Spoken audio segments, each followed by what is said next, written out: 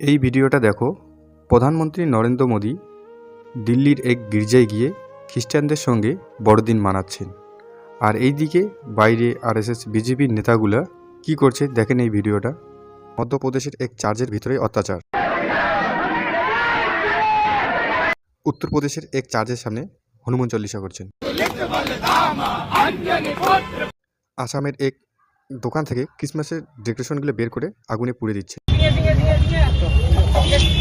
আর এক অন্য জায়গায় চার্চের ভিতরে ঢুকে মানুষকে বিরক্ত করছেন। विदेशी क्रिश्चियन लोगों का विदेशी भाषाओं का बाइबल हमारे इंडिया में चलेगा नहीं। जय श्री राम। মধ্যপ্রদেশের এক ডিস্ট্রিক্ট ভাইস প্রেসিডেন্ট এক চার্চের ভিতরে ঢুকে একজনের উপরে হাত তুলে দিলেন।